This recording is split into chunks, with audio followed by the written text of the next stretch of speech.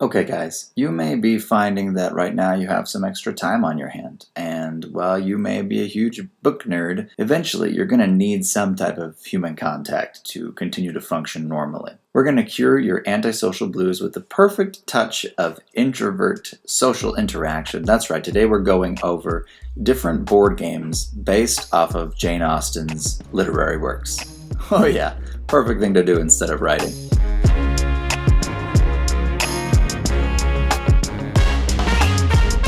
Look, I get it. You've probably already read Pride and Prejudice like 2 or 3 times. Already gone through Emma. And it's understandable. I mean, arguably, Pride and Prejudice might be one of the best novels of all time.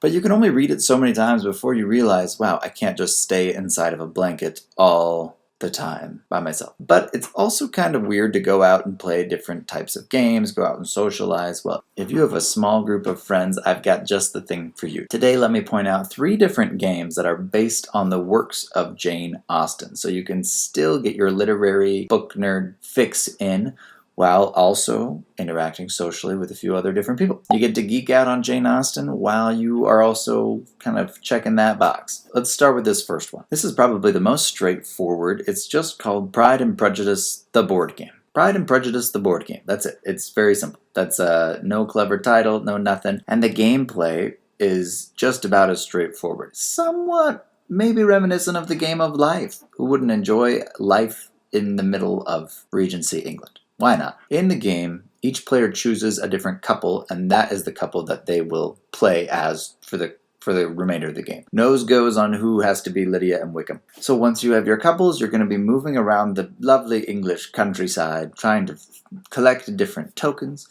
You're going to try to collect everything you need so that you can then race everyone else to the parish so that you could be the first to tie the knot. How could we get any more Jane Austen than that? This is literally a game where you race to the altar. We're not hiding the ball at all here. This game is 2 to 4 players, so if you're just stuck inside with another person, you can still play it. What better way to get into a good aggressive fisticuffs than trying to race to the altar while playing Pride and Prejudice, the game. This game is not heavy on the rules. It's if you're not really huge into board games, you're not gonna have any trouble playing this. I love playing board games. Like I have a list of people who I know, okay, they would appreciate and enjoy this game with, and then there's a list of other games where I'm like, nah, there's no way I could play that with this person because they would be so upset the whole time just trying to figure things out and being just not having a good time. But this is pretty low, pretty easy to get into the gameplay and just get going. As such, if you are one of those more hardcore gaming people, it might not have exactly the weight that you're looking for in a good game. So bear that in mind.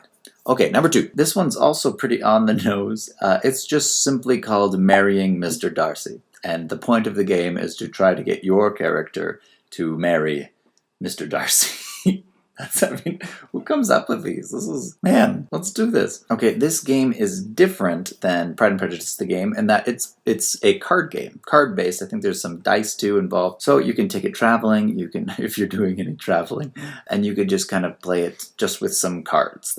So if you are not a board person, if you think boards are just outright too much, then you've got some issues you need to get past.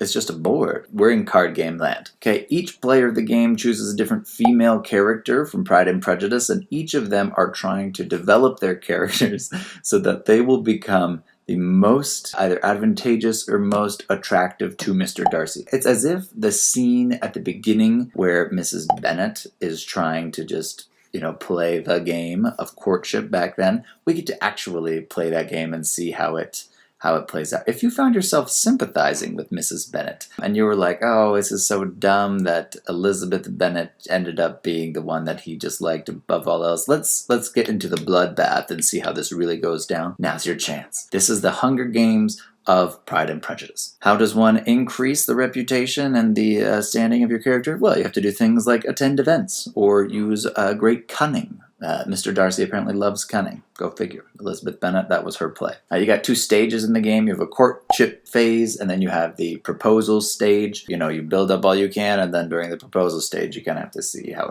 it's going to go down. In the proposal stage, you actually have several different suitors that will try to make proposals.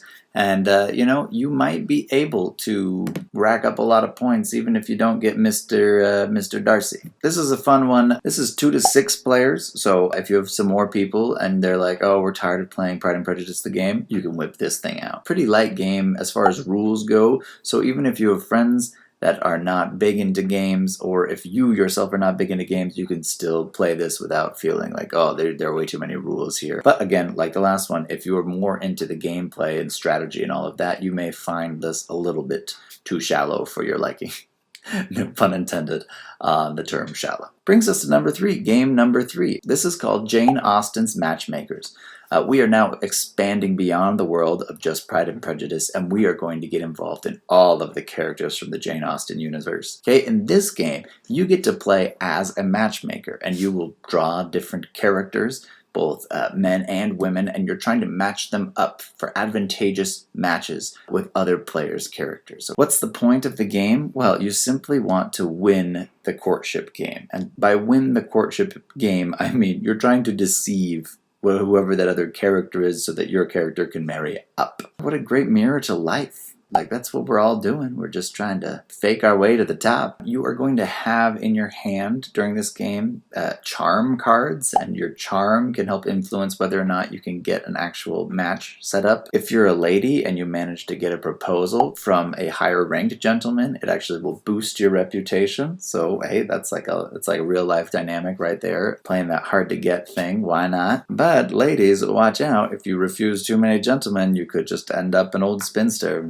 you know, hoping for like a Mr. Collins to come and whisk you away from that single life. So scoring at the end of this game, you have to tally up the points of all of your married people, and then you subtract the points of your unmarried people. Then the player with the most points wins. So it's literally, you're just trying to get everybody matched up. This sounds like an absolute joy. This is another card-based game. You got 3 to 6 players involved, and this game is slightly, I think, more intense on the strategy angle. If you are looking for something a little bit meatier of the 3, maybe go for this one. I mean, talk about a bundle of fun. Again, prepare to get into fisticuffs as you are creating matches that your friend wanted to make for their character. Maybe even some ways this is like getting into the mind of Jane Austen while she was writing the books. Maybe this is just a recreation of that process. She's like, oh, I have all these characters, and there's all these characters, and I've got to try to match them up. I would love to see if somebody actually was inspired to write their own Jane Austen-esque type of book after playing this game. If that happens, send me a note. I would love to see that. I should also say that this game has a couple of expansions, so if you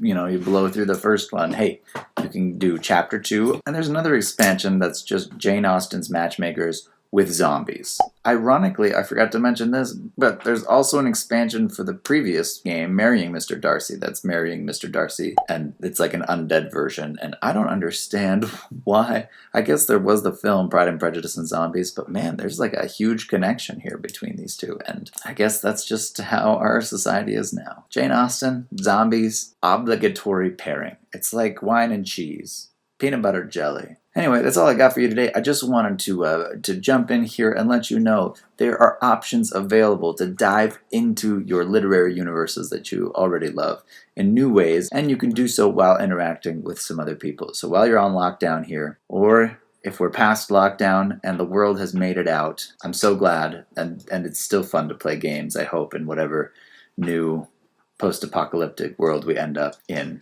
I'm going to get back to working on my draft, and I will see you guys really soon. Make sure to hit subscribe if you have not. I love getting new subscribers. Welcome to the Instead of Writing fold. Check out some of the other videos that we have. There's some really fun stuff. If you like Jane Austen, maybe you'd like The Princess Bride. We just did a video on that. Check that out. And I will talk to you later.